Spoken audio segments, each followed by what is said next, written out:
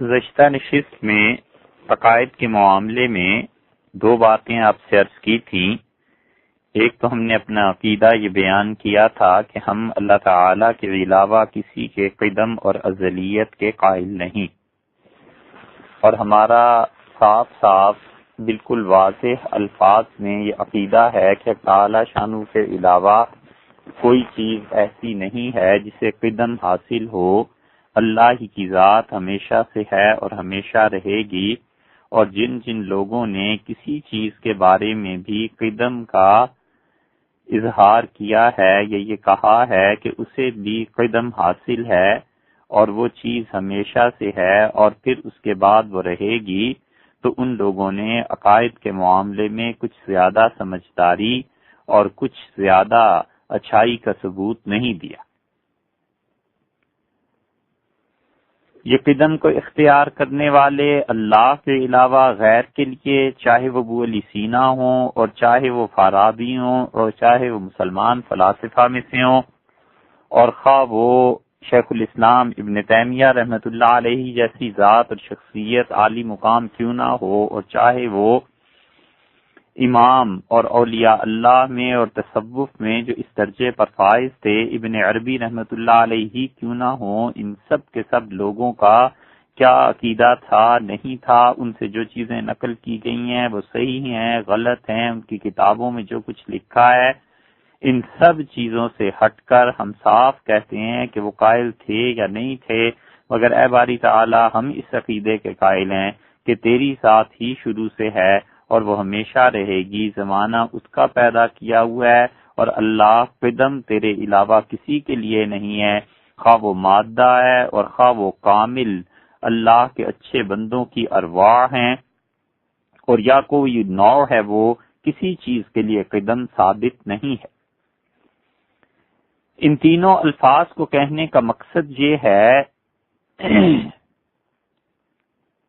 کہ فلاسفہ قدم کو ثابت کرتے ہیں مادہ کے لیے، اور شیخ الاسلام ابن تیمیہ رحمۃ اللہ علیہ کے متعلق جو کچھ ان کی عبارتوں سے بعض چیزیں پتہ چلتی ہیں کہ جیسے وہ اس عالم کی نوع کے قائل تھے کہ اسے بھی قدم حاصل ہے، اور اسی طرح محی الدین ابن عربی رحمۃ اللہ علیہ کے متعلق جو کچھ حضرت مجدد رحمۃ اللہ علیہ نے اپنے شیخ خواجہ باقی باللہ رحمۃ اللہ علیہ کے حوالے سے لکھا ہے کہ جتنے بھی اس کائنات میں کسی بھی امت میں کامل افراد پائے جاتے ہیں ان کے قدم کے قائل تھے.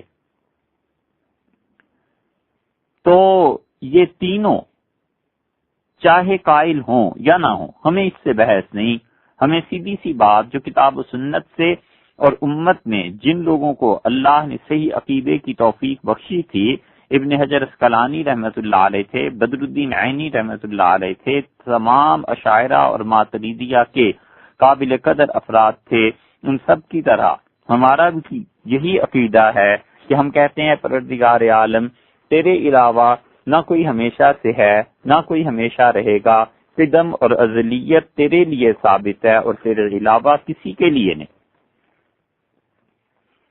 جہاں تک ابن تیمیہ رحمۃ اللہ علیہ کا تعلق ہے، ان کی کتابوں کی بعض عبارات اس سے پہلے گزر چکی، اگرچہ یہ مسئلہ عوام کا نہیں خالصتاً اہل علم کا ہے، لیکن اس لیے بیان کیا جا رہا ہے کہ کل کو ممکن ہے کوئی آدمی عقائد پر تحقیق کرے اور لکھے اور تنقیح کرے، تو جب وہ اس دشوار گزار وادی میں آئے گا کہ ایک طرف اسے ابن حجر اور ابن دقیق العید اور اتنے بڑے بڑے لوگ نظر آئیں گے اشاعرہ اور ماتریدیہ کے علم بردار، اور دوسری طرف بعض حضرات ادھر بھی نظر آئیں گے، تو کہیں وہ ڈگمگا نہ جائے اور وہ اس بحث میں نہ پڑ جائے کہ یہاں کیا چیز ہے. حضرت مجدد رحمۃ اللہ علیہ نے جو کچھ لکھا ہے، ابن تیمیہ رحمۃ اللہ کی عبارتیں گزر گئیں، اب محی الدین ابن عربی رحمۃ اللہ علیہ کے متعلق بھی کچھ بات آپ سے عرض کریں. حضرت نے لکھا ہے، حضرت مجدد الفسانی سرہندی رحمۃ اللہ علیہ نے ارشاد فرمایا، ہر کسے کہ بقدم و ازلیت غیر حق جل و علا قائل گشتہ است تکفیر او نموداند. حضرت مجدد رحمۃ اللہ علیہ نے جو اپنا ایک گرامی نامہ لکھا ہے اور کمال کا خط لکھا ہے، انہوں نے اپنے شیخ خواجہ باقی باللہ رحمۃ اللہ علیہ کے صاحبزادگان کے نام مکتوب نمبر 266 پہلی جلد میں حضرت نے جو چیزیں لکھی ہیں ان میں سے ایک چیز یہ بھی ہے، اور حضرت نے فرمایا ہے قدیم و ازلی اللہ تعالیٰ کے لیے قدم ہے، وہ ازلی ہے اور قدیم ہے، وہ غیر اورا قدم و ازلیت ثابت نبود، اور اللہ کے علاوہ کسی کے لیے قدم اور ازلیت یہ ثابت نہیں ہے۔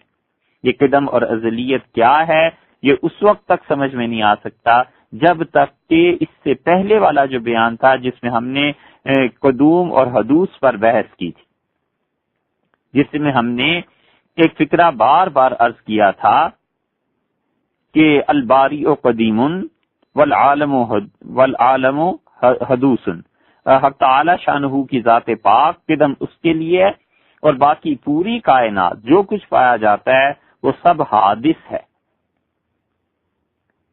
اور اس فکرے کی تشریح کر دی تھی۔ اگر وہ سمجھ نہیں آیا تو پہلے اسے سن لینا چاہیے، پھر یہ سمجھ آئے گا۔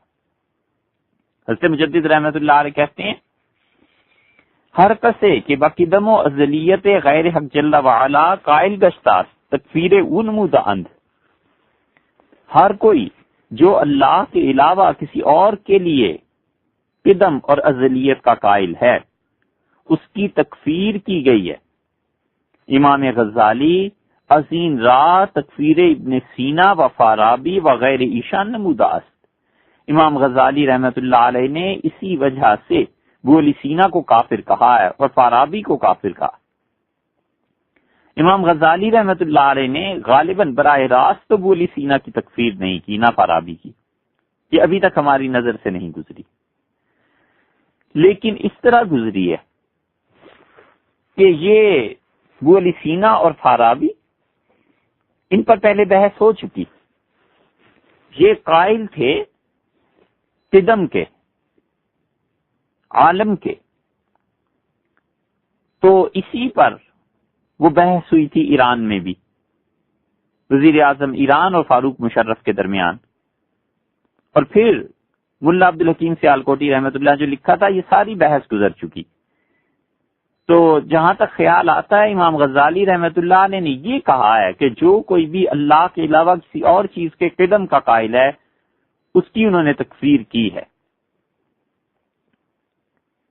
حضرت فرماتے ہیں مجدد الفسانی رحمت اللہ علیہ کہ امام غزالی عظیم را تکفیر ابن سینا و فارابی وغیر ایشان نمودہ است۔ امام غزالی رحمت اللہ علیہ نے تکفیر کی ہے ابو علی سینا کی اور فارابی کی اور اس کے علاوہ اور لوگوں کی بھی، کہ جو بھی عقول عشرہ کے قائل تھے۔ یہ عقول عشرہ کیا ہے ابھی بعد میں بات آتی ہے۔ وہ بقدم حیولہ اور مادے کے قدم کے قائل تھے۔ جو شخص یہ کہتا ہے کہ مادہ ہمیشہ سے ہے اور ہمیشہ رہے گا، صرف اس کی صورتیں تبدیل ہوتی رہتی ہیں، وہ مادے کے قدم کا قائل ہے، اور یہ جملہ کفر کا ہے۔ وہ صورت گمان بردان و سماوات را با آنچے در ایشان است قدیم دانستان۔ اسی طرح کچھ ایسے فلسفی بھی ہوئے ہیں جو آسمانوں کو قدیم کہتے تھے۔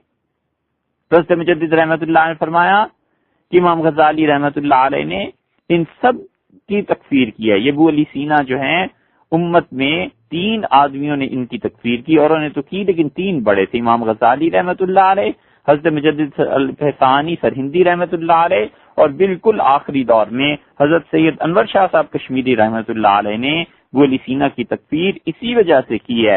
اور جو اس کے رد میں شاہ رفیع الدین صاحب رحمت اللہ علیہ نے قصیدہ لکھا ہے ابو علی سینا کے رد میں، اس قصیدے کے انداز سے بھی معلوم ہوتا ہے کہ حضرت اس کے کفر کے قائل ہیں۔ وہ حضرت خواجہ ماں اور ہمارے حضرت خواجہ باقی باللہ رحمت اللہ علیہ فرمودند، حضرت فرماتے تھے کہ شیخ محی الدین ابن عربی باقدم ارواح کمل قائل است، کہ شیخ محی الدین ابن عربی رحمت اللہ علیہ اللہ تعالی کے جو کامل بندے ہوتے ہیں ان کی ارواح کے قدم کے قائل تھے۔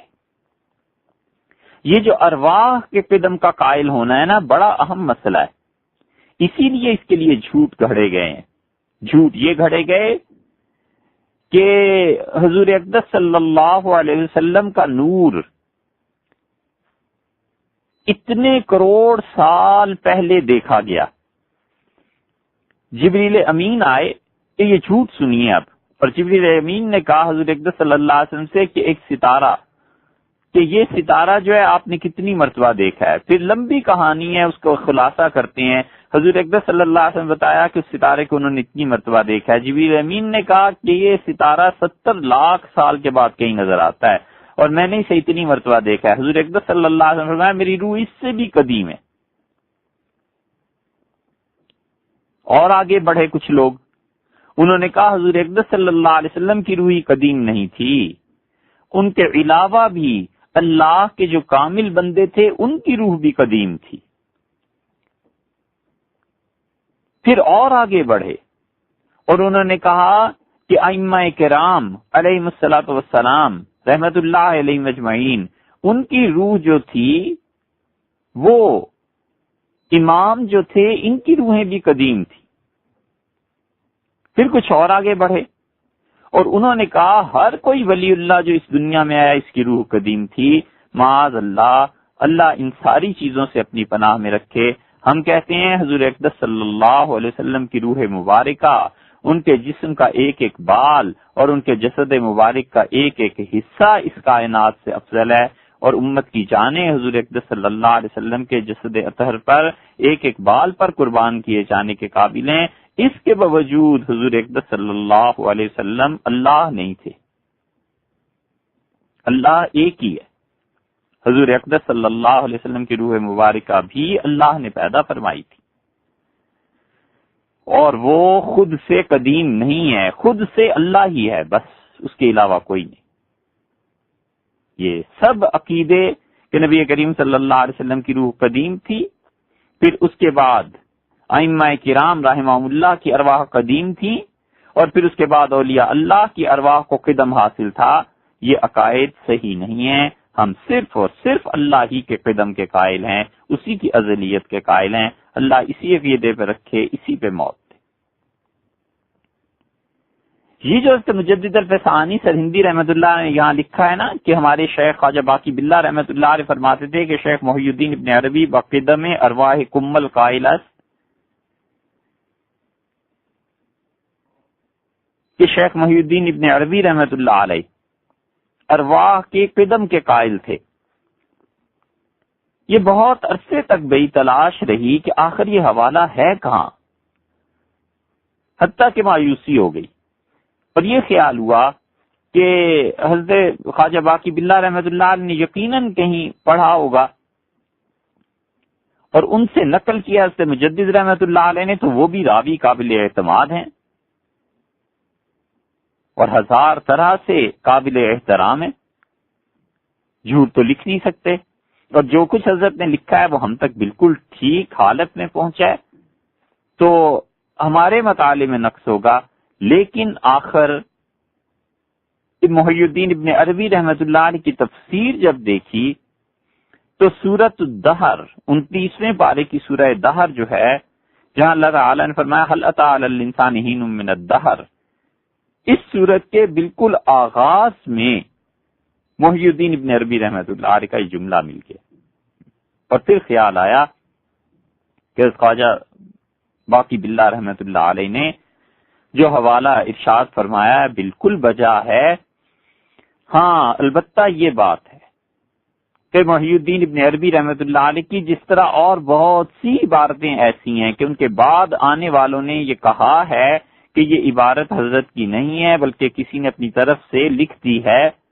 ممکن ہے یہ عبارت ایسی اور ممکن ہے نہ ہو، لیکن جو کچھ اب ہمارے پاس چھپا ہوا ملتا ہے اس کے مطابق حضرت خواجہ باقی باللہ رحمت اللہ علیہ کا فرمود اور جو کچھ حضرت مجدد رحمت اللہ علیہ سے نقل فرمایا یہ سب درست ہے.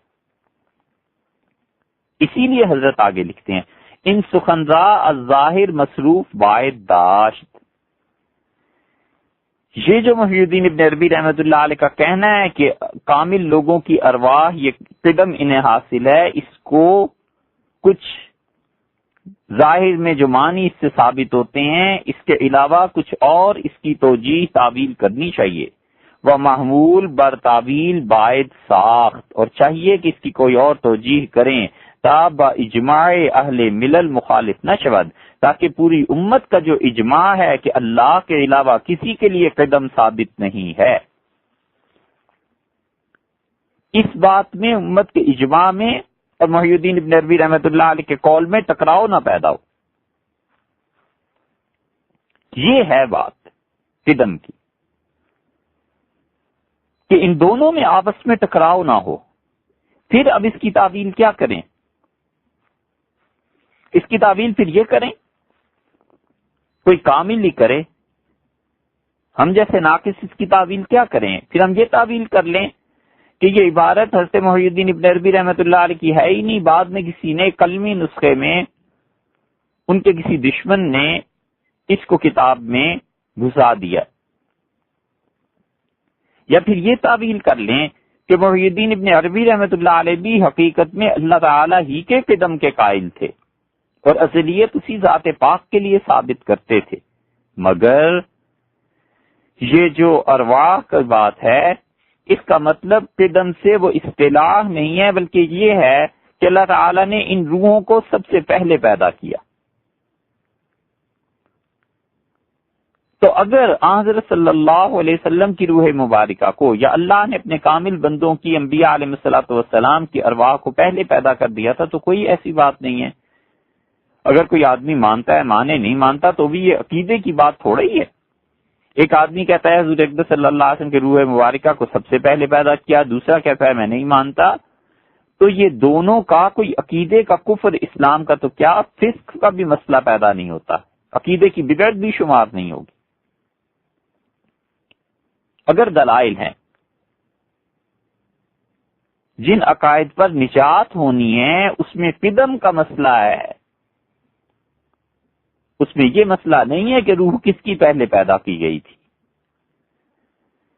اس لیے ہم تو قدم اللہ ہی کے لیے مانتے ہیں، بس اس کے علاوہ نہ مادے کے لیے گولی سینا وغیرہ کا جو قول ہے، نہ کسی ایک روح کے لیے بھی نہیں مانتے، بشمول حضور اقدس صلی اللہ علیہ وسلم کے اللہ ہی کے لیے قدم ثابت ہے، حضرت صلی اللہ علیہ وسلم ان کی روح مبارکہ کے لیے بھی قدم ثابت نہیں، اور نہ ہی کسی نوع کے لیے جیسے کہ شیخ الاسلام ابن تیمیہ رحمۃ اللہ علیہ نے بعض کتابوں میں اس طرف اشارہ کیا۔ یہ تو تھی قدم کی بات۔ اس کے بعد دو عقیدے اور ہیں اور دونوں میں نہایت معمولی سا فرق ہے، اور ہمارا یہ عقیدہ ہے، دو عقیدے اور بیان کر رہے ہیں اور دونوں میں بہت معمولی فرق ہے، لیکن عقیدے کی بات تو بیان ہونی چاہیے نا۔ ہمارا عقیدہ ہے کہ اسباب کو اللہ نے پیدا کیا ہے اور اسباب میں تاثیر بھی اللہ نے رکھی ہے، اور اسباب اپنی تاثیر جب مرتب کرتے ہیں تو خود سے مرتب نہیں کرتے، اللہ ہی مرتب کرتا ہے۔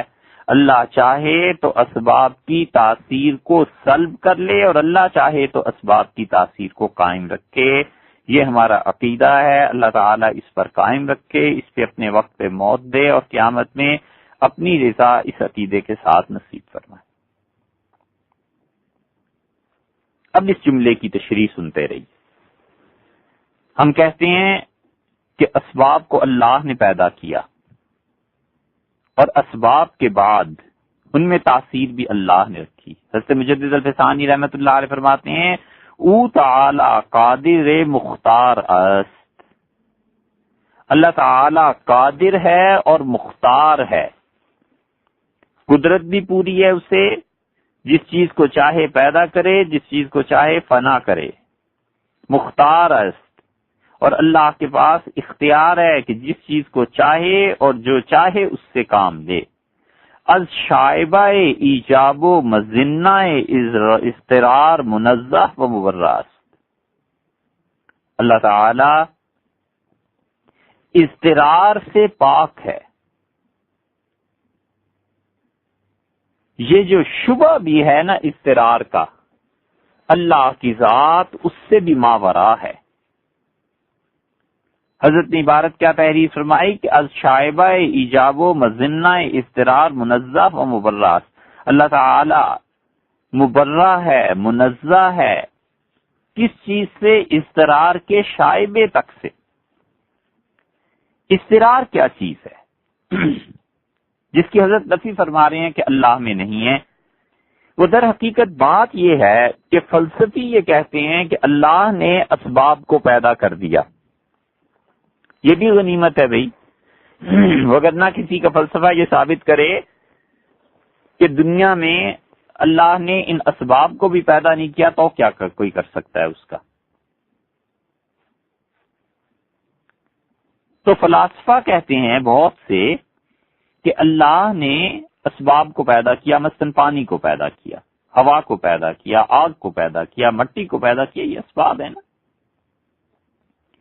اور ان اسباب کو پیدا کرنے کے بعد معاذ اللہ ثم معاذ اللہ، اللہ بالکل الگ ہو گیا۔ اب آگ جلاتی ہے، خود ہی جلاتی ہے، اللہ نے پیدا کیا پھر فارغ ہو گیا۔ پانی ڈبوتا ہے، اللہ نے پیدا کیا پھر فارغ ہو گیا، اب اللہ کے قبضے میں ہی نہیں رہا۔ یہ ہے اضطرار کہ اسباب میں تاثیر یہ اللہ کے قبضے میں نہیں ہے۔ اور اگر کسی شخص کا یہ عقیدہ ہو کہ اسباب میں تاثیر اللہ کے قبضے میں نہیں رہی تو بیک وقت دو گمراہیوں کا اقرار کرتا ہے۔ ایک طرف تو وہ اللہ کو بالکل فارغ اور بیکار سمجھے گا، مانے گا، عقیدہ رکھے گا، سمجھے گا، کیا وہ کہتا ہے کہ اللہ فارغ اور بیکار ہو گیا، معاذ اللہ، خدا کے قبضے میں کوئی چیز نہیں رہی، اس نے تو ایک مرتبہ پیدا کر دیا بس۔ اور دوسری طرف وہ عقیدے پہ زد پڑتی ہے اس جملے کی کہ وہ پھر اسباب کے برعکس نتیجہ مرتب کرنا، انبیاء علیہ الصلوۃ والسلام کے معجزات کا انکار کرتا ہے۔ پھر جب اسے کہا جاتا ہے کہ اللہ نے ابراہیم علیہ السلام کے لیے آگ ٹھنڈی کر دی، وہ کہتا ہے میں نہیں مانتا، آگ ہمیشہ جلائے ہی کرتی ہے، کیسے ہو سکتا ہے ابراہیم علیہ السلام کے لیے ٹھنڈی ہو گئی ہو؟ اس لیے کہ اللہ مجبور ہو گیا۔ یہ ہے وہ فلسفیوں کی گمراہی۔ اور کاش کہ آپ پڑھتے، مشکل یہی ہے کہ آپ پڑھتے نہیں ہیں، اور زبانیں کھل جاتی ہیں علماء کے بارے میں جو پڑھے لکھے ہیں، جنہوں نے اپنی زندگیاں عقیدے اور اس کے بعد فقہ، اجتہاد اور اس کے بعد فتوے میں گزاری ہیں، اور جنہوں نے اپنی ساری عمریں کھپا دی ہیں اللہ کی راہ کو سیدھا رکھنے میں، لوگوں کو سکھانے میں، وہ تو مجرم ٹھہرے اور خود پڑھتے نہیں ہیں، اس لیے خام خواہ زبانیں دراز ہو گئی ہیں۔ کہتے ہیں جی یہ سب لوگ علماء جو ہوتے ہیں یہ جدید تعلیم کے مخالف ہیں، سر سید کی مخالفت کی تھی۔ ارے آپ سر سید کو پڑھیے تو صحیح بھائی، اب کیوں نہیں پڑھتے کلیات سر سید؟ کیوں آخر اس کی وکالت کرتے ہیں؟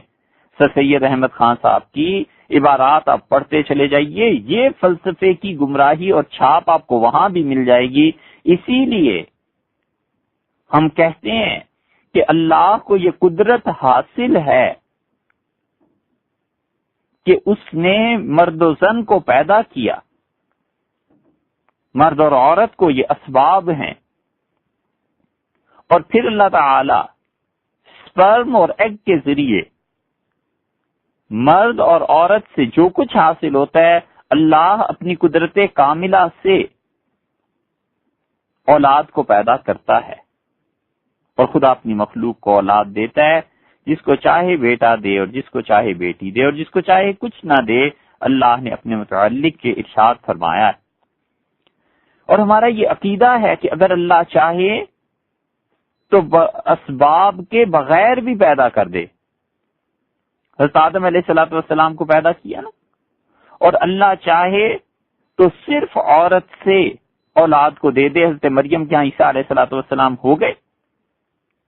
یہ وہ مقام ہے جہاں پر پہنچ کے بہت سے لوگ اٹکے، اور خاص طور پہ سر سید احمد خان، جنہوں نے صاف صاف لکھا کہ اگر اللہ نے مجھے زندگی دی تو میں یہ ثابت کر کے دکھاؤں گا کہ حضرت مریم سے عیسیٰ علیہ الصلوۃ والسلام پیدا نہیں ہوئے تھے، بلکہ ان کے ساتھ بھی ایک آدمی کا ملاپ ہوا تھا اور پھر اس کے بعد وہ پیدا ہوئے تھے۔ مسئلے کی تہ میں ہے کیا؟ تہ میں یہی بات ہے کہ اللہ کی اس قدرت کاملہ سے انکار کرنا ہے۔ اب پڑھیں،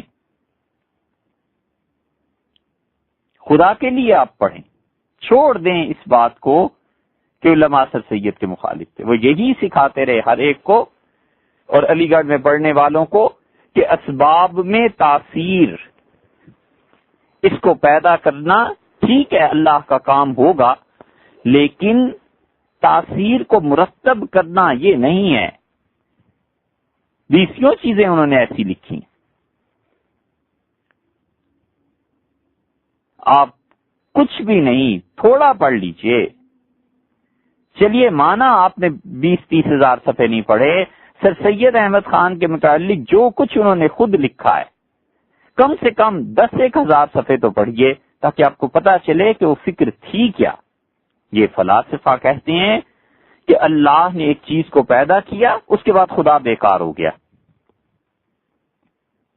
تو جب کوئی یہ کہتا ہے تو بیک وقت 2 جگہ پر وہ عقیدے کا مجرم ٹھہرتا ہے۔ ایک تو اللہ کو بیکار مانتا ہے، اسی لیے اللہ نے کہا کل یوم ہوا فی شان، ہر دن اللہ کو کام ہے، اللہ فارغ نہیں، اللہ مصروف ہے، اسے کوئی دن ایسا نہیں ہے، کوئی گھڑی ایسی نہیں جب کام ہو، اس کو عزت دینی ہے، اس کو ذلت دینی ہے، اس کو اولاد دینی ہے، اس کو رزق نہیں دینا، اس کو یہ کرنا ہے، اس کو یہ کرنا ہے۔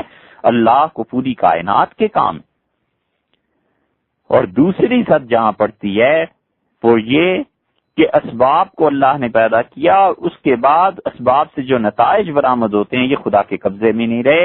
اسی لیے حضرت ابراہیم علیہ السلام کے لیے آگ کا جو معجزہ تھا اس کو نہیں مانتے، حضرت مریم سے عیسیٰ علیہ السلام کا بغیر کسی آدمی کے ملاپ کا پیدا ہونا، ان کا عیسیٰ علیہ السلام کا، اس کو نہیں مانتے۔ کم سے کم 10,000 صفحے تو پڑھیے بھائی، پھر آپ بات کیجئے کہ علی گڑھ کی مخالفت کیوں کی گئی تھی۔ حضرت مجدد رحمۃ اللہ علیہ فرماتے ہیں از شائبہ ایجاب و مصنع اضطرار منزہ و مبرہ، اللہ تعالی نے اس کی ذات پاک، وہ بالکل پاک ہے کہ وہ مجبور ہو اور بیکار ہو۔ ایک آدمی پی ایچ ڈی کر لے، ڈاکٹریٹ کر لے، مانا بھئی وہ اتنا پڑھ گیا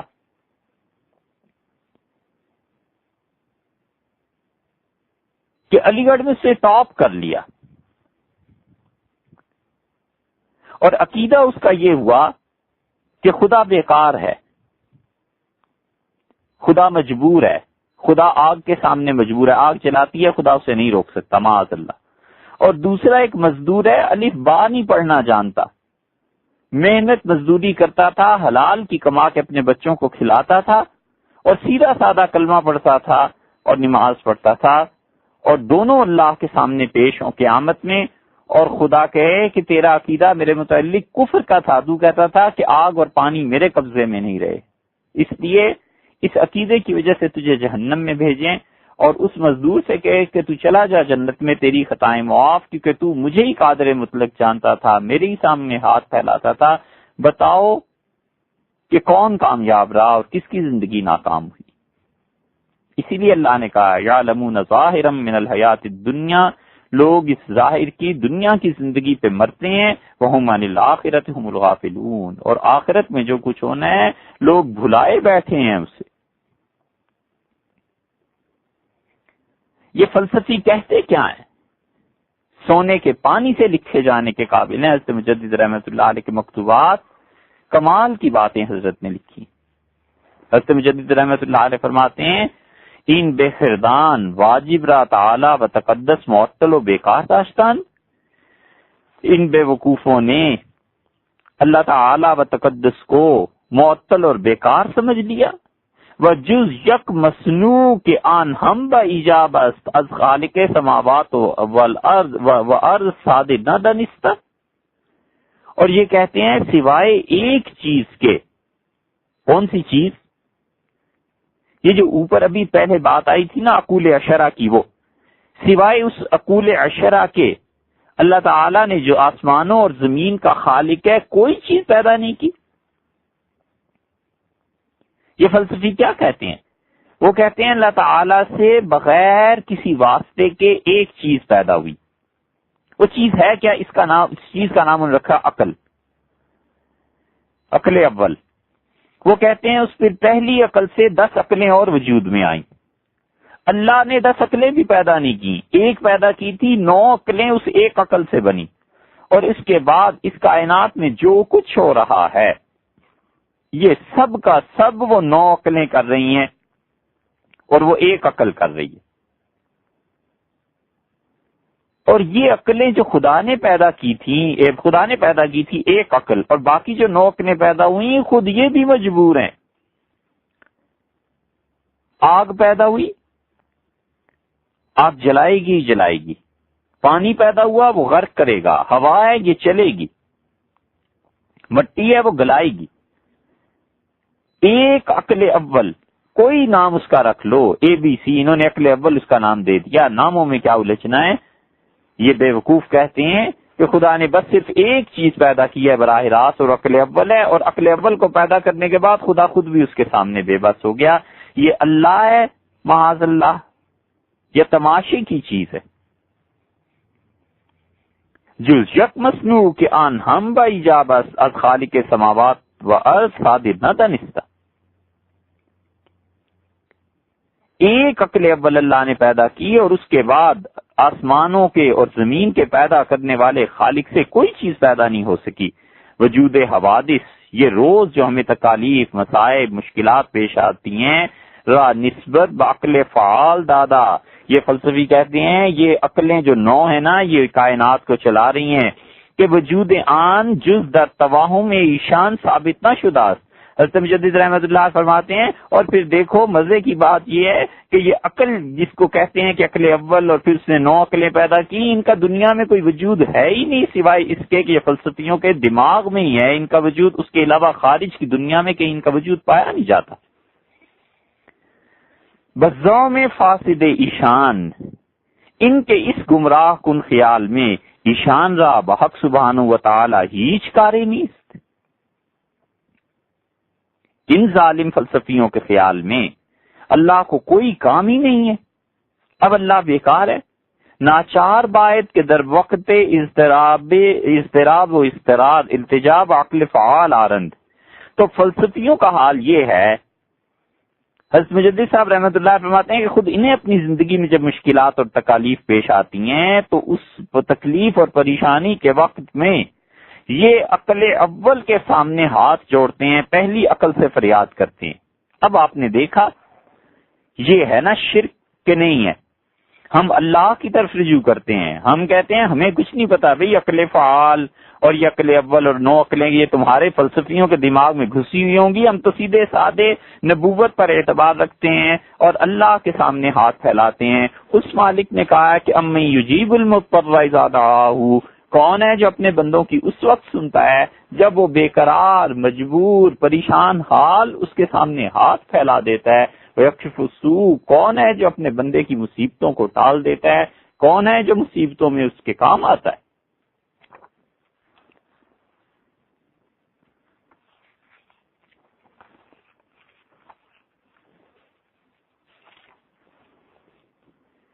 ہم تو سیدھے سادے نبوت پر اعتبار کر کے اس ایک اللہ کو جانتے ہیں جس نے خود کہا ہے بھلا کون ہے جو پہنچتا ہے پھنسے کی پکار کو، پھنس جاتا ہے انسان مصیبتوں میں، تکالیف، کون ہے جو اس کی پکار کو پہنچتا ہے جب وہ اس کو پکارتا ہے اور اٹھا دیتا ہے برائی۔ وَيَجْعَلُكُمْ خُلَفَاءَ الْأَرْضِ، اور زمین پر تمہیں نائب بنا کر اس نے بھیجا ہے۔ اَإِلَٰهٌ مَّعَ اللَّهِ، کیا اللہ کے علاوہ لوگوں کوئی اور خدا بھی ہے؟ ہم سب اپنی مصیبت میں، اپنی تکالیف میں، اپنی پریشانیوں میں اللہ کے علاوہ کس کے سامنے ہاتھ جوڑتے ہیں؟ اللہ کے علاوہ کس سے مانگتے ہیں؟ ظاہر ہے کہ اللہ ہی سے مانگتے ہیں۔ اور ان فلسفیوں کو جب کوئی تکلیف اور مصیبت پیش آتی ہے تو یہ اپنے فلسفے کی بنا پر اللہ کے تو قائل نہیں کہ اللہ تو معاذ اللہ ایک مرتبہ پیدا کرنے کے بعد پھر فارغ ہو گیا، اس سے تو اور کوئی کام نہیں رہا. یہ پھر اس عقل اول سے فریاد کرتے ہیں، اس کے سامنے ہاتھ چھوڑتے ہیں.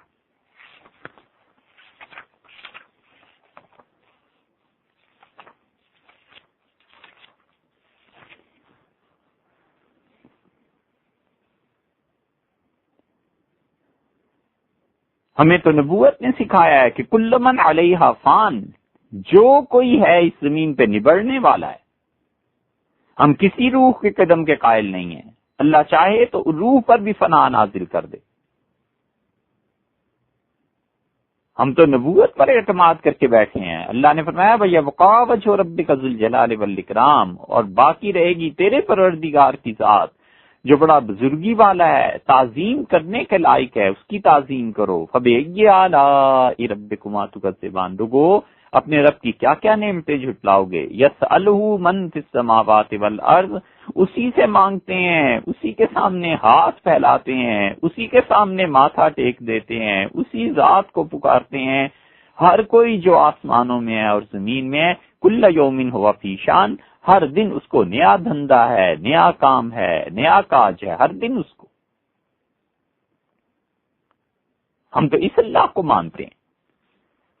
اور فلاسفہ یہ عقل فعال کو مانتے ہیں. حضرت مجدد رحمۃ اللہ علیہ فرماتے ہیں کہ در وقت اضطراب و اضطرار التجاء باقل فعال آرن، پھر یہ فلسفی جب خود مصیبت میں پھنستے ہیں تو اس عقل فعال کو پکارتے ہیں. بحضرت حق سبحانہ ہیچ رجوع نہ کنند، ان ظالموں میں سے کوئی بھی اللہ کی طرف رجوع نہیں کرتا کہ اورا تعالی در وجود حوادث مدخل نہ دادا اند، کیونکہ ان کا عقیدہ یہ ہے کہ روز مرہ کی زندگی میں جو مصیبتیں اور مشکلات آتی ہیں خدا کے قبضے میں کچھ نہیں رہا، کہ عقل فعال جو کام کرتی ہے یہ عقل فعال کرتی ہے کہ با ایجاد حوادث تعلق دارد، کہ دنیا میں جو کچھ ہو رہا ہے اس کا تعلق عقل اول سے ہے. بلکہ بعقل فعال ہم رجوع نہ دارند، ایسے فلسفی بھی تمہیں ملیں گے جو عقل فعال کی طرف بھی نہیں جاتے، اس کے سامنے بھی ہاتھ نہیں پھیلاتے کہ اورا در دفع بلیات ایشان نیز اختیار نیز. کہتے ہیں کہ مصیبت کے وقت میں تو عقل فعال بھی کام نہیں آتی. اللہ تو پہلے ہی بیکار ہے معاذ اللہ. عقل فعال اس نے عقل اول پیدا کی تھی، وہ بھی کام نہیں آتی. حضرت نے کیا خوب بات اس کے بعد لکھی ہے. فرماتے ہیں ان بے دولتان، یہ نکمے، یہ بد نصیب فلسفی در حمق و بلاحت اتنے کند ذہن اور اتنے بے وقوف ہیں کہ پیش قدم فرق ضلالت اند، کہ تمام گمراہ فرقوں میں ان کا پہلا نمبر ہے. کافران التجا بحضرت حق سبحانہ و تعالی میارند، کافر بھی اللہ کو یاد کرتا ہے، کافر بھی اگرچہ شرک سے یاد کرتا ہے پر اللہ سے مانگتا ہے. ودفع بلیہ از تعالی می طلبند، کافر پر بھی مصیبت پڑے تو اللہ کو پکارتا ہے اور کہتا ہے خدایا بچا لینا، خدایا میری مدد کر. بخلاف ان سفیہان، ان بے وقوفوں کو دیکھو فلسفیوں کو، دو چیز در ان بے دولتان از جمیع فرق ضلالت و بلاحت بیشتر ہے. جتنے بھی گمراہ فرقے ہیں یہ ان سے دو ہاتھ آگے بڑھے ہوئے ہیں. دو چیزیں ان میں اس سے گمراہوں سے بھی زیادہ پائی جاتی ہیں. یہ کہ کفر و انکار اس باحکام منزلہ و عناد و عداوت اس باخبار مرسلہ. ایک تو یہ کہ یہ اپنی عقل میں اتنے گم ہوتے ہیں کہ جو اللہ نے احکامات نازل کیے ہیں، قرآن کریم، کسی زمانے میں تورات، انجیل، زبور، ان سب احکامات کا انکار کرتے ہیں. اور دوسرے انبیاء علیہ الصلوۃ والسلام کی خبروں کے ساتھ انہیں ضد ہے. نبی علیہ الصلوۃ والسلام خبر دیتا ہے کہ اللہ ہی اس کائنات میں سب کچھ کرتا ہے، انہیں اس بات سے چڑ ہے. انبیاء علیہ السلام نے خبریں دیں، حضور اقدس صلی اللہ علیہ وسلم نے بتایا کہ آگ نے حضرت ابراہیم علیہ الصلوۃ والسلام کو نہیں چلایا تھا. انہیں اس بات یہ ہضم ہی نہیں ہوتی. یہ کہتے ہیں یہ کیسے ممکن ہے، اللہ تو بیکار ہے. آگ کو خدا نے پیدا کیا، اس کے بعد آگ اللہ کے ہاتھ سے نکل گئی. اور دوسرا گمراہی جو باقی کافروں سے زیادہ ان میں پائی جاتی ہے، ترتیب مقدمات فاسدہ. وہ یہ کہ جس طرح یہ فلسفہ ثابت کرتے ہیں اور اس کے دلائل لاتے ہیں یہ سب کی سب گمراہی ہے. وہ تلبیس دلائل و شواہد باطلہ در اسبات مقاصد و مطالب واہیہ، یہ جو فلسفہ ہے اس پہ جو دلائل ثابت کرتے ہیں یہ ان کی دوسری گمراہی ہے. حضرت مجدد رحمۃ اللہ علیہ نے اس کے بعد آگے اس کی تفصیل دی ہے اور حضرت نے کمال کی بات ارشاد فرمائی. جن دو عقیدوں کو آج آپ کے سامنے رکھنا تھا ان میں سے ایک عقیدہ یہ ہے کہ ہم کہتے ہیں کہ اللہ تعالی نے حق تعالی شانہ مختار ہے. یہ چیزیں جو اس نے ایجاد کی ہیں تمام کی تمام چیزوں میں اسباب کو اللہ نے پیدا کیا ہے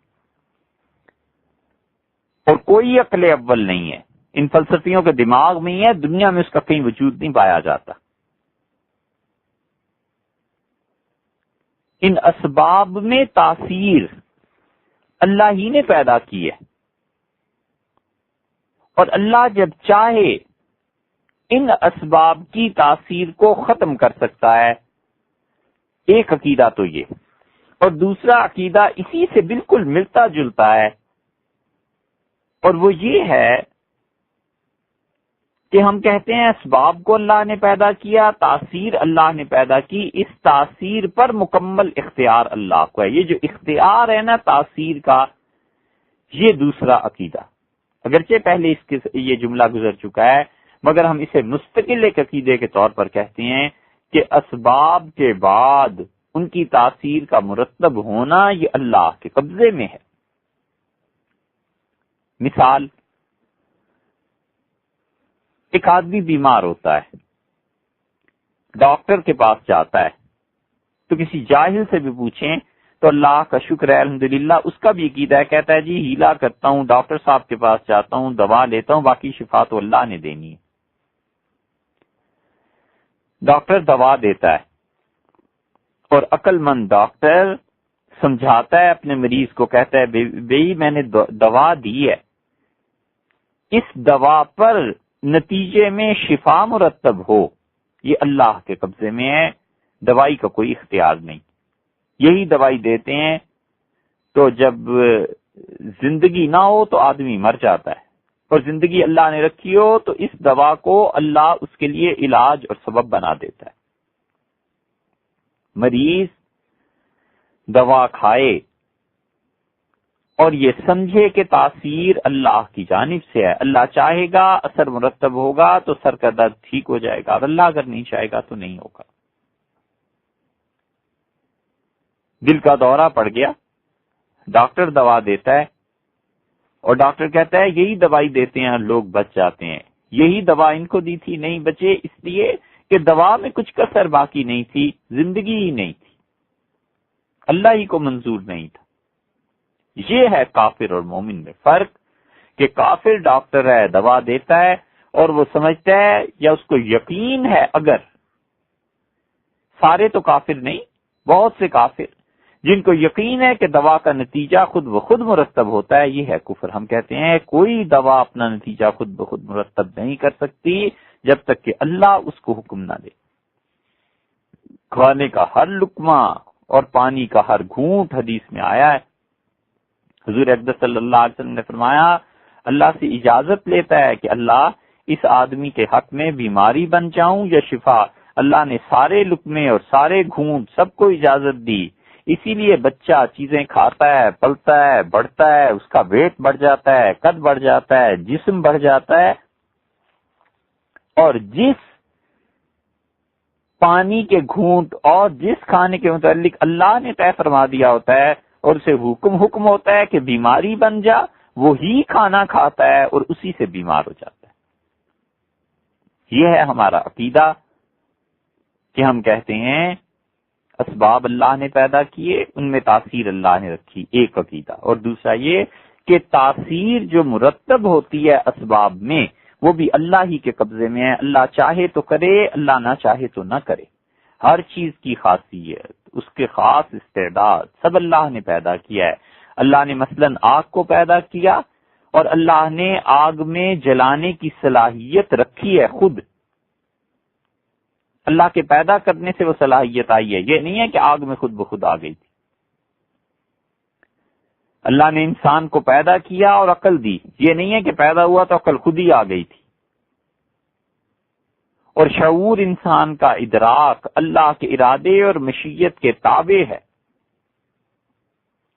جتنا اللہ چاہے اس کو شعور ملتا ہے، اللہ جتنا کم شعور دینا چاہے اس کا بھی۔ اسی لیے رسول اللہ صلی اللہ علیہ وسلم نے یہ بات ارشاد فرمائی کہ آدمی کا باشعور ہونا اور بے شعور ہونا یہ بھی خدا کی تقدیر میں سے ہے۔ ایک آدمی حالات کا اندازہ کرتا ہے اور وہ کہتا ہے کہ آج تو بارش ہوگی ہی ہوگی، اس لیے اپنے اسباب سامان کو بارش سے بچانے کے لیے گھر کے اندر رکھ دیتا ہے، اور دوسرے کو پرواہ ہی نہیں ہوتی اور بارش برستی ہے اور سب اسباب اور سامان گیلا ہو جاتا ہے۔ یہ پہلے کا شعور جو زیادہ ہے اور دوسرے کا شعور جو کم ہے، یہ اللہ نے انسانوں دونوں کو پیدا کیا تھا، دونوں میں شعور رکھا تھا۔ شعور کا اثر جو ظاہر ہوا ہے یہ بھی اللہ کے قبضے میں۔ آگ کی حرارت، ہوا کا چلنا، اللہ کا ارادہ ہوگا تو ہوگا، نہیں ہوگا تو نہیں ہوگا۔ یہی وہ تعلیم ہے جو اللہ نے اپنی کتاب میں دی ہے، یہی کچھ وہ ہے جو حضور اقدس صلی اللہ علیہ وسلم نے امت کو عقیدہ تلقین فرمایا ہے۔ اسی عقیدے پر ہم قائم ہیں کہ اللہ اسباب بھی تو نے پیدا کیے، اور اے پروردگار ان اسباب میں تاثیرات بھی تو نے رکھی، اور ان تاثیرات کو مرتب کرنا اللہ یہ تیرے ہی قبضے میں ہے۔ ہم میں سے کوئی ایسا نہیں ہے جو ان تاثیرات کے مرتب ہونے پر دخل دے سکے۔ دیکھو قرآن کیا کہتا ہے، اللہ تعالیٰ نے بتایا ہے اس چیز کو، اور اللہ تعالیٰ نے بہت واضح اور صاف طور پر بتایا ہے۔ اللہ تعالیٰ نے 17ویں پارے میں حضرت ابراہیم علیہ السلام کی بات پر بحث کی ہے اور بتایا ہے کہ سیدنا ابراہیم علیہ السلام ان کے ساتھ کیا ہوا تھا۔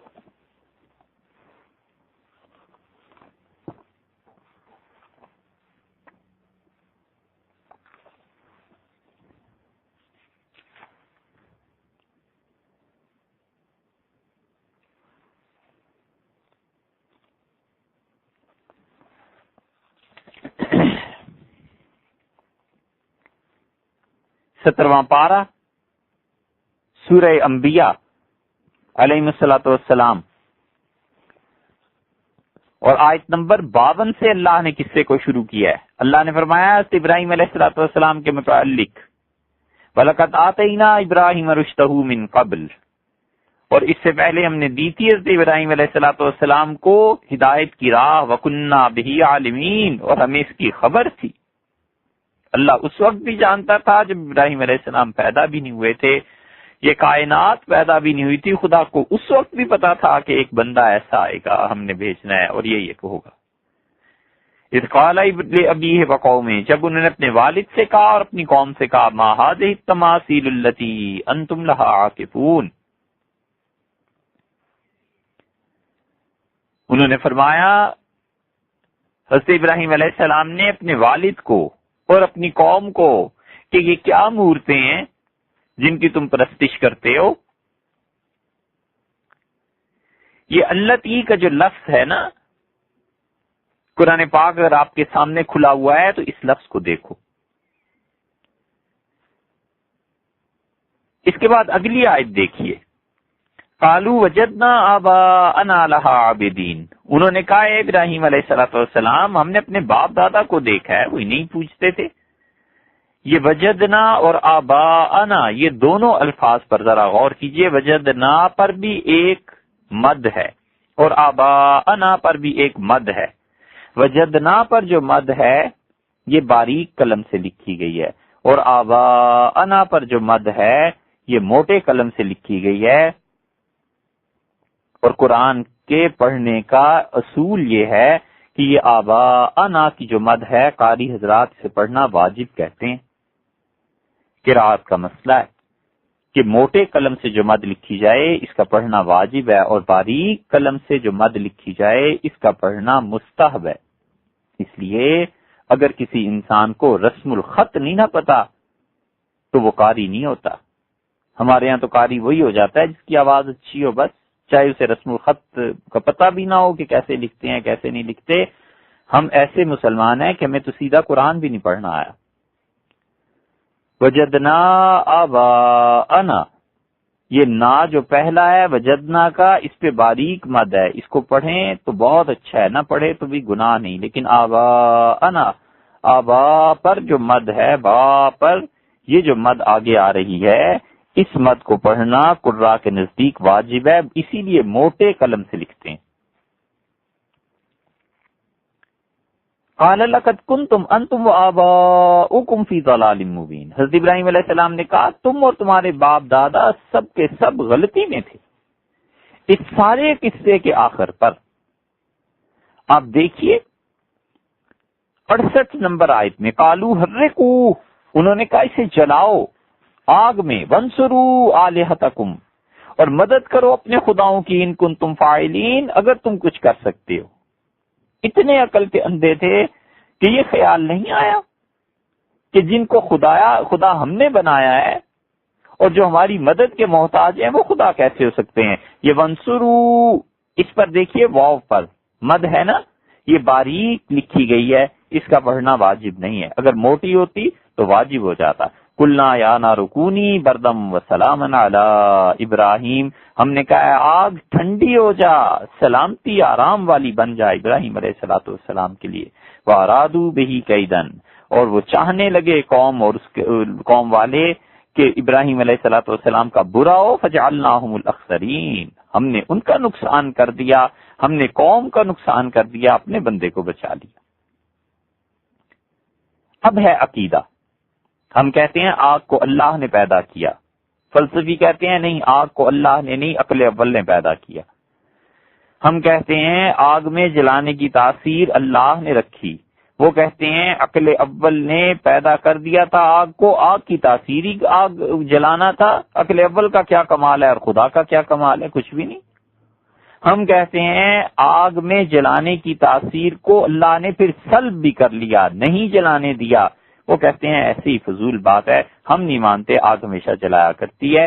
ایک طرف وہ اللہ کا انکار کرتے ہیں اور کہ اللہ بیکار ہے معاذ اللہ، اور دوسری طرف اسباب میں تاثیر کا مرتب ہونا یا نہ ہونا، اس میں اللہ کے اختیار کا انکار کرتے ہیں۔ ہم اللہ کی پناہ مانگتے ہیں، ہم کہتے ہیں اللہ آگ بھی آپ ہی نے پیدا فرمائی، آگ میں جلانے کی تاثیر بھی آپ ہی نے رکھی، آگ جلاتی ہے تو تیرے ہی حکم سے، اور جب نہیں جلاتی اور تیرے بندے کے لیے ٹھنڈک اور سلامتی بن جاتی ہے تو اے رب یہ تیرا ہی کمال ہے، اے رب یہ تیرا ہی حکم ہے، اس میں آگ کا اپنا کوئی اختیار نہیں۔ یہ ہے عقیدہ کہ اسباب میں تاثیر اللہ نے مرتب فرمائی ہے، اللہ نے پیدا کی ہے۔ اس عقیدے کی ایک اور مثال دیکھو،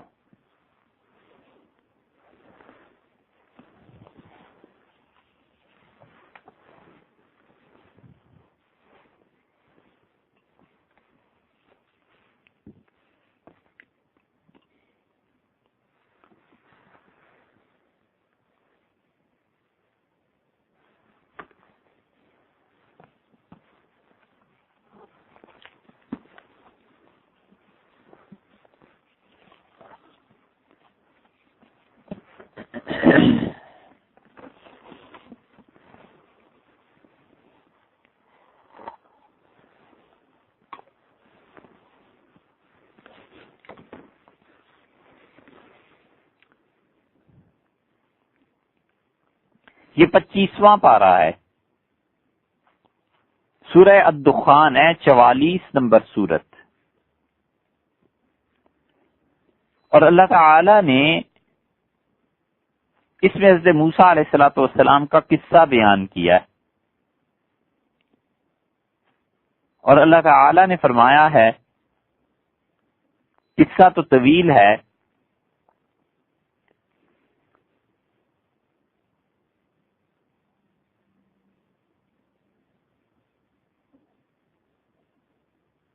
آیت نمبر 17 سے دیکھیے، اللہ تعالیٰ نے فرمایا وَلَقَدْ فَتَنَّا قَبْلَهُمْ قَوْمَ فِرْعَوْنَ، اور ان سے پہلے ہم نے فرعون کی قوم کی آزمائش کی تھی، وَجَاءَهُمْ رَسُولٌ کریم، اور ہمارے بڑے عزت والے معزز پیغمبر حضرت موسیٰ علیہ السلام ان کے پاس آئے، ان ادو الیہ عباد اللہ، انہوں نے کہا پیغام لے کے آئے کہ ادو الیہ، یہ ادو پر جو مد ہے موٹے قلم سے لکھی گئی ہے، اس کا پڑھنا قراء کے نزدیک واجب ہے۔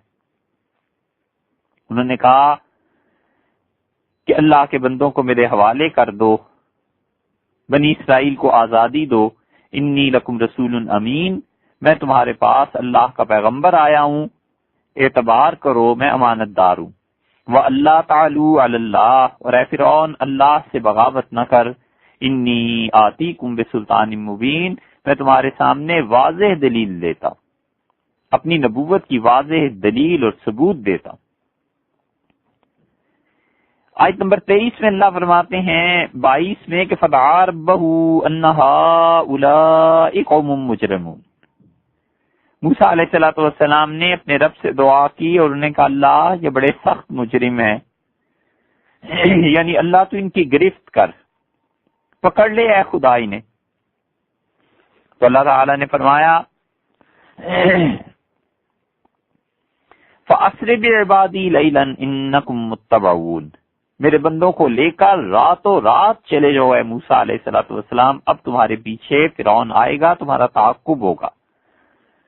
وَاتْرُكِ الْبَحْرَ رَهْوًا، اور دریا کو سکون کی حالت میں چھوڑنا ہے، اِنَّهُمْ جُنْدٌ مُغْرَقُونَ، ان لوگوں کا لشکر غرق ہو کر رہے گا۔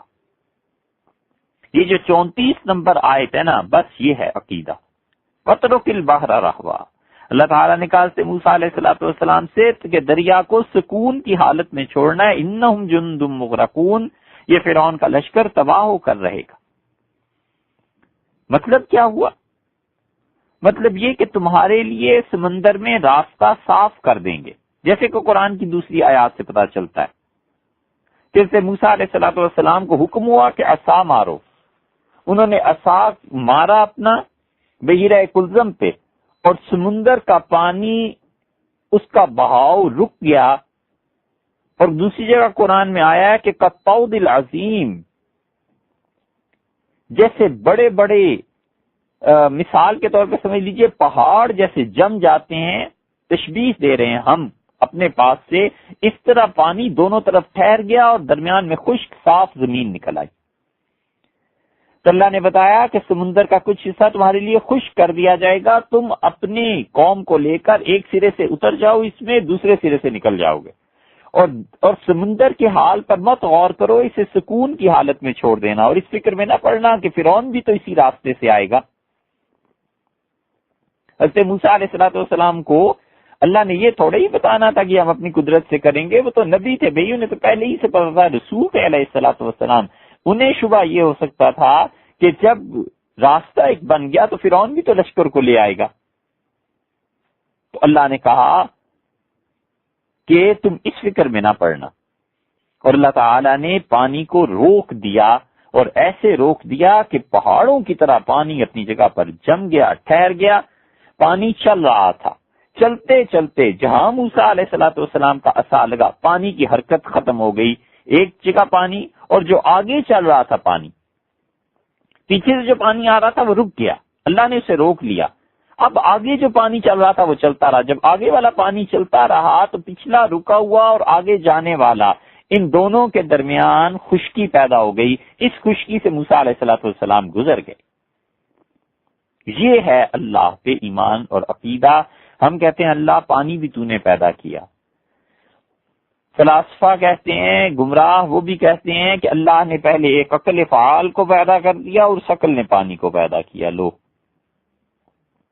ہم کہتے ہیں اللہ پانی میں بہنے کی تاثیر تو نے رکھی، اور پانی ہمیشہ بہتا ہے جب تک کہ کوئی چیز اسے روک نہ دے۔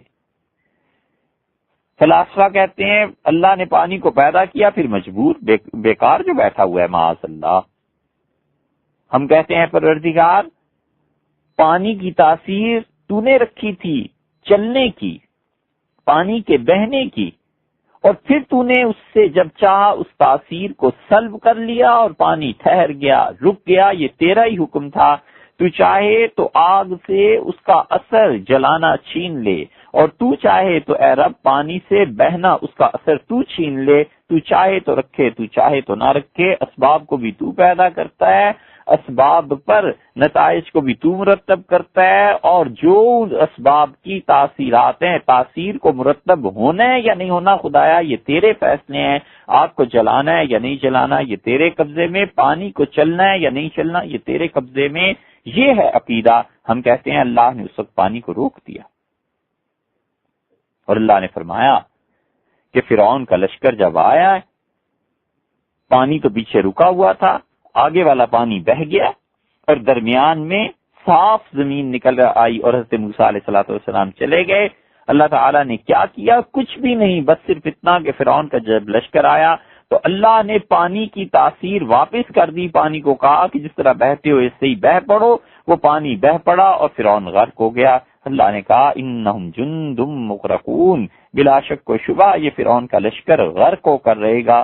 کم ترکو من جنات و عیون، کتنے ہی باغات تھے، کتنے ہی مصر میں چشمے اور نہریں تھیں، وہ زرو کتنی کھیتیاں تھیں، وہ مقام کریم کتنے خوبصورت مکانات تھے، ونعمتن کتنے آرام کے سامان تھے اپنے گھروں میں فرعون کے اور اس کی قوم کے پاس، کانوا فیہا فاکہین جن میں رہ کے وہ باتیں بنایا کرتے تھے، جن میں رہ کے وہ گپیں ہانکا کرتے تھے، جن میں رہ کے خوشی ہنسی مذاق کیا کرتے تھے، سب چھوڑ کر چلے گئے، تباہ ہو گئے اور سمندر میں ڈوب گئے۔ کذالک یہ اسی طرح واقع ہوا ہے جیسے لوگوں ہم کہہ رہے ہیں، وَأَوْرَثْنَاهَا قَوْمًا آخَرِينَ، اور ہم نے ان چیزوں کا مالک ایک دوسری قوم کو بنا دیا۔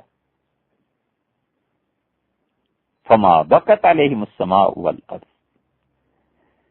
فرعون اور اس کی قوم کی موت پہ نہ آسمان رویا نہ زمین روئی، وَمَا كَانُوا مُنذَرِينَ، اور انہیں مہلت ہی نہیں ہم نے دی۔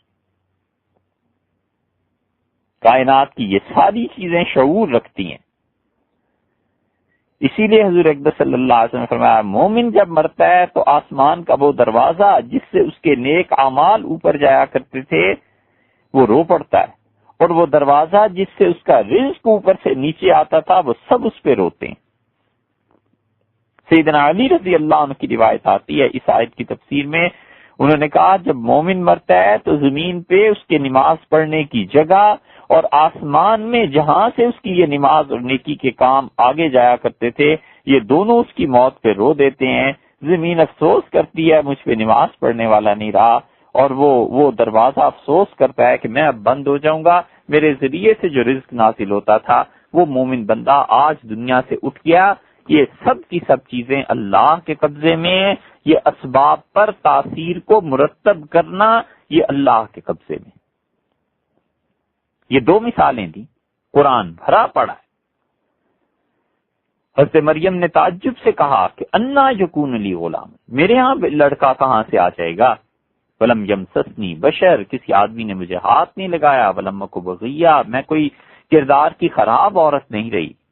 قال کذالک، جبریل امین بولے اور انہوں نے کہا ایسے ہی ہوگا۔ قال ربک، تیرے پروردگار نے یہ کہہ دیا ہے، اللہ نے یہ بتایا ہے کہ ایسے ہی ہوگا۔